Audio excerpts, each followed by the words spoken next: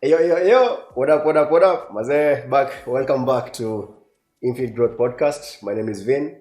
And leo tuko na the long-awaited guest hapa hivi. The first lady on the podcast, yo. Mmekuwa mkiuliza mbona tuleti madem, yo. Finally tuko na a lady. Amekuja on board and leo we are discussing a very important topic. So before we introduce the topic, we'd like to know the lady. Introduce yourself. Thank you, and thank you for having me. Of course.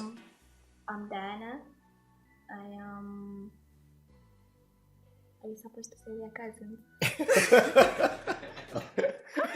They already know. Okay, Vin is my cousin. Yes. One of my favorite cousins. Awesome. And it's a pleasure to be here. I think you're doing really good work with the podcast. Honestly, we have many successful podcasters and YouTubers in Kenya, but there are not so many who delve into personal growth and stuff like that. So so this is amazing. That is actually the actual reason why we thought about starting this podcast, because now we can have guests like you explaining a couple of things to people who they can actually apply in their own personal lives. Yeah. So that brings us to the very topic of the day. Today we are talking about the personal development and majorly the power of thoughts. What you think makes who you are. So you can talk more on the topic as well. Technically introduce your topic, your power of thoughts. Right. Yeah. So basically today we want to focus on the power of thoughts in shaping reality and in personal growth, because everyone has thoughts, and thoughts really occupy a big part of who anyone is. What you think, you become. Your thoughts shape your behaviors, your emotions, your personality. So it's important to talk about them, because if you want to create change in your life, you have to start with your mind, because your mind shapes your entire reality and world. So yeah. Amazing. Yeah, so that brings us to the next question, of which we are talking about now. Is it possible actually to control what you think? Is it possible to control the thoughts? Because sometimes in a popping it too, randomly, just think about very funny things. I love, you're like, hey, if what you think can make your life whatever it becomes, mtu ajaribu kureason hii alafu anakaa make sense. So what will you explain about that? Is it possible to control it? Yeah, that's a great question. First, I'm going to start with a disclaimer that I'm not an expert on this. I'm still learning and growing, and I still consume more content to learn more. But yes, you can control your thoughts. Control more of it's more of a state of awareness. First, you need to start being aware of what thoughts you're having. That's the first step. And then now decide, are they working for you or are they working against you, and then create change from there. But the first step is being aware, because most of the time we live very unconsciously. So research has shown that we have over 70,000 thoughts, unconscious thoughts in a day. Yeah. So those ones, this one is when it's nakupita. You don't even realize you're thinking about something. And those thoughts are the ones that shape your reality. So you can control them, but the first step is to be aware of them. And I'm actually currently rereading the book The Power of Now. And so he talks about being the observer. Yeah. Eckhart Tolle, and he talks about how the first step is just to be still. Everyone talks about being in the moment. The entire book is about being in the moment, being in the now, being present, and that's the first step. Once you're present, like me, I'm here with you. I'm not thinking about how, I don't know what I ate for lunch or what I'm gonna do after this. I'm in this moment. That's the first step. Once you can see your thoughts, see them, you can learn to control them. Hold up. I think you can now. Do you have actually a process where you get yourself to be still and be aware of that particular moment? Because it's quite hard. Sometimes you find your thoughts just jumping up and around. Yeah. So how do you do it? Practice. So I for example, in this moment, I'm okay, I'm observing. So I look around me and also focus on my breath. Like I can feel my breath like going in and out of my nose and stuff. Yeah. And sometimes that only lasts for like 2 seconds and then I'm back to being unconscious. But the more I do it like in a day, in the beginning it's once a day. Then after a couple of days it's like twice a day. Then you go continuing. And I think the most important part of this process is being gracious with yourself and understanding that you're not going to get it the first time. Yeah, especially if you've lived all your life being unconscious. Yeah. It's not just gonna happen automatically. It's like a habit, you have to build it. And also like the unconscious part also is, we'll dive into the unconscious part, how to make the unconscious thoughts work for you. But for now I think it's just practice, like understanding the breathing part especially. I've had very many teachers who talk about this same, like focus on the breathing. Yeah. Like that's the easiest way to get into the present moment. I hope I've answered the question. Yeah, you actually answered the question. Yeah, I've actually been doing similar research on the same, and they also said so much about focusing on your breath, because apparently not everybody just breathes without particularly being in that moment and actually even trying to control it. Yeah, but then wanasema like if you are super careful of paying attention to the air getting into your nose, getting in, when you feel ikikam, you feel your lungs, that you get to concentrate at that particular moment to the point you block everything else all around you. And it's like the first step of meditating. Yeah, for sure. Awesome. So we can have any scientific experiments that have been done, you've read about before in books or something. Okay. And explain it. Yeah. Well, I have one personal favorite. It's called the rice water experiment. Rice water. Yeah. Okay. And it's by Dr. Emoto. And anyone can look it up online. I love that one because I tried it myself. So it's about so you take like water and like for example a container, like a cup. For example, these clear party cups you have, you fill it with a bit of rice. You take 2 or 3. I worked with 2. And so let me talk about the experiment I did. So I took rice, I put in 2 containers, I filled with water, and then I wrote on a piece of paper. One I wrote I love you, the other one I wrote I hate you, and I stuck the papers onto the water with the rice, and I let them sit for like I think 2 weeks. Wow. Yeah, and after 2 weeks, the one with the I love you was fresh, the rice was okay, the water was clear, the one with the I hate you was ilikuwa imeoza. It was rotten. Wow. Yeah, like only that. There was nothing else. So like basically the experiment, it was so the one Dr. Emoto did was talking to the water. Like you talk every day. I like, love you. I love you. Yeah, tell it good stuff like you're amazing. You're precious and all those things. And then in the one I hate you, tell bad things. You're worthless. You're innocent rice. Exactly. Yeah. So out of that, like you'll see that it changes. So like that's just indicative. That happens to rice. What happens to us? I mean, we are like what 70% water. Exactly. So like the thoughts you have, if they are negative, then you're rotting from the inside, and you're attracting up like circumstances in your life that will make you rot even more. Wow. But if you're telling yourself good things, then you're flourishing. What you think about yourself really creates the person you become. Absolutely, 100%. Yeah, like your personal reality creates your personality creates your personal reality. And your personality is created by the thoughts you have. So like Dr. Joe Dispenza is one who really talks about that a lot. He really deals with the power of the mind and all that. And he's the one who actually said that, like, your personality creates your personal reality. I mean, I'm assuming if someone is on this podcast, you've probably heard about, like, the law of attraction, the law of assumption and all that. And if you haven't, please dive into it. It's very important. And basically, our thoughts create our entire life. Honestly, you cannot make changes in your life if you don't change how you think. And more often than not, sometimes we change how we think because of what happens externally. For example, if you go to a school or if you go to a workplace where people are very positive and you're someone who's been negative, you're going to start thinking positively because of the external environment. because the people around you are thinking positively. But it's not very often we encounter an external environment that's gonna help us improve. So that's why you have to start it on your own. On your own. Yeah, because sometimes you don't really have control over what happens outside. Yeah. Yeah, no, that brings me to the next question. No, I'm thinking, Yeah. so your personal thoughts affect you. What about the words that you get from other people? Like they tell you things. Yeah, and that's now the repetition, because repetition is what programs your subconscious mind. Yeah. And your subconscious mind controls basically 95% of your life, because those are unconscious thoughts we're talking about, they are in the subconscious mind. Yeah.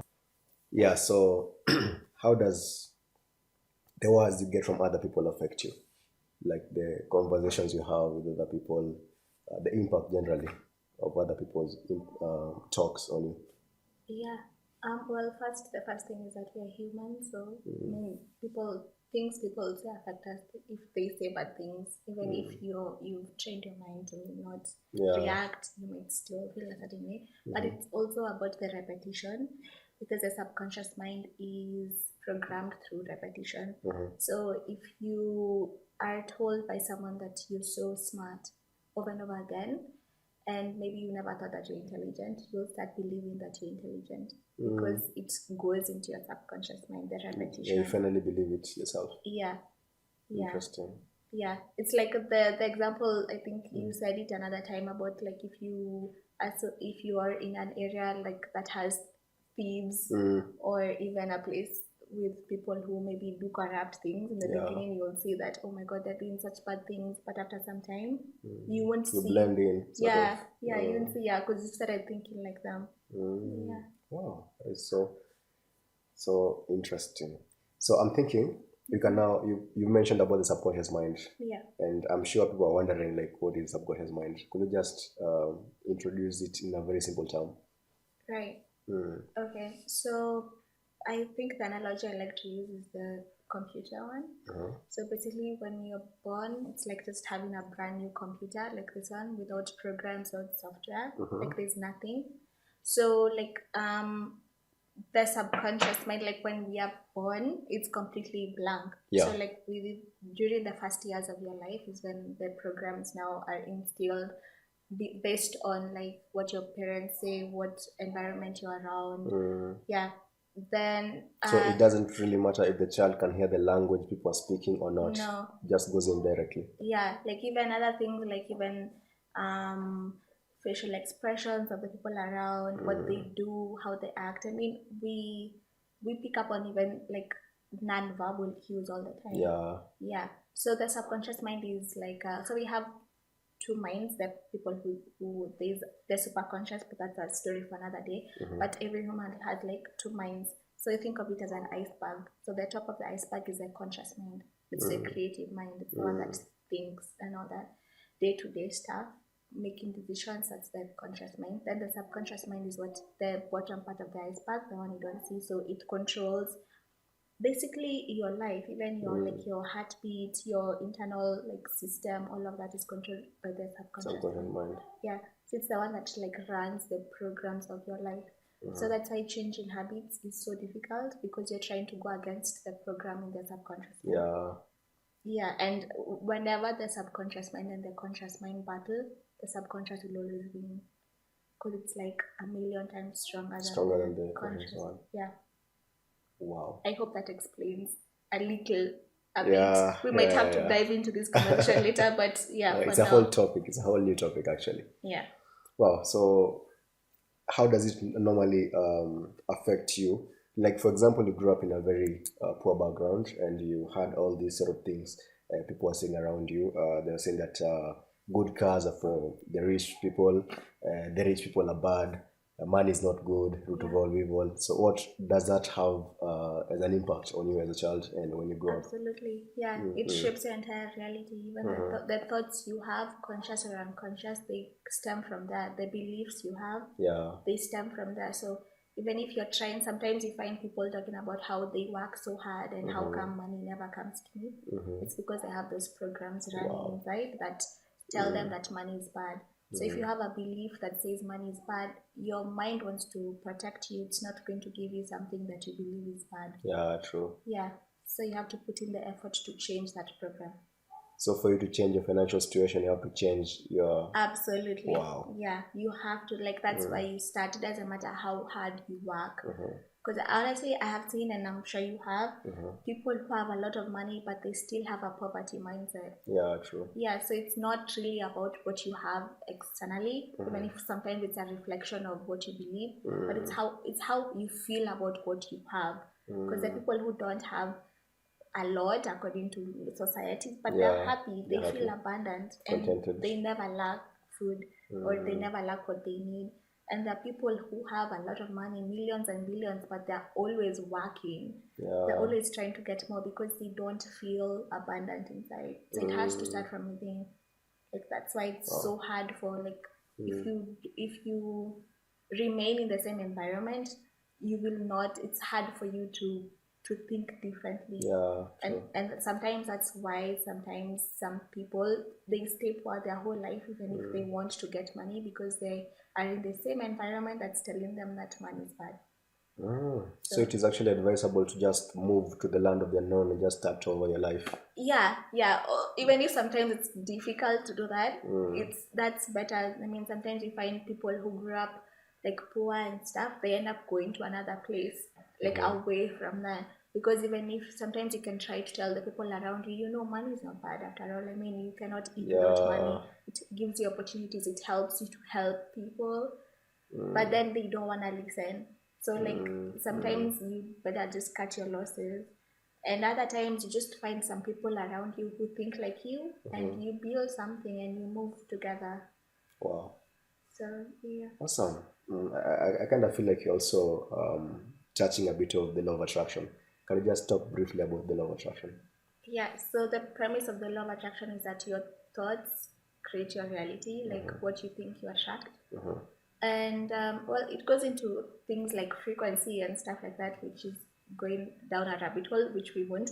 But basically, the point is that your thoughts create your reality. Basically, what you think about. It's like, for example, if you, I don't know, if you think about the color red, like, for example, you buy a really nice jacket and it's red and you feel really good about it, and red becomes your favorite color, you'll keep seeing red.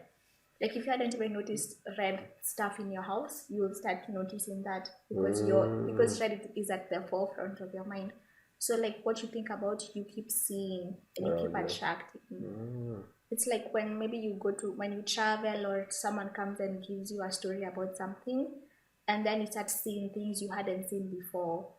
Or it's like when you read a book for the first time, and then you read it again, you will see things you hadn't seen before. Yeah, true. Yeah, because now it's like the first read unlocked something in you. You started thinking differently. And the thing to understand is that whoever you want to be in, anything you want already exists right now. You can have whatever you want. But the thing is, you need to become the person who has those things. Yeah. So, so that person thinks differently from how you think right now. They feel differently from how you feel right now. So that's why it all starts with you. So it all comes back to thoughts. Like, how you think really shapes what you see, what you have in your life, and all that. Yeah. Wow, this is like an entire content matter. So it reminds me of Jim Rohn. I normally follow that guy like a lot. He used to be like a motivational speaker in the 70s and 80s. Yeah. And the guy speaks about you thinking about your wife. Like, for example, you are just your financial situation at the moment, and you're thinking when your wife goes to the supermarket, they have to look for the cheaper brand every time, even if she doesn't like that particular cheaper brand. Yeah. And you thinking that you're already your homestead is already has that poverty mindset. Yeah. And you want to change that. Like, if you need a particular brand and there's that money, you don't think about saving it, you think about making more money so that you can afford that thing. And he explains it by saying that when he was able to make enough money, now they could buy anything they needed or wanted. It's similar in our daily life right now. Like, you will see, like, you have an amount of money, then you really need a particular thing, for example, to buy for your child or for your girlfriend. But then I'm thinking, when I use this money, I won't be able to, like, I won't have it, you see. So you think about saving it. There's already another poverty mindset, of which it's important also to keep a cut of your of the money you make, for example, savings. That is good. but now saving a bit of it, even if you really need to use it, that is also poverty mindset. So you think more about making more than just saving what you have. Yeah. Right? Yeah, that's very true. Interesting. Yeah, so now we can introduce the major part of the discussion today. Talk about subliminals. Watu wamekuwa kena zikipop kwa TikTok, watu na explain. Right. Yeah. Yeah.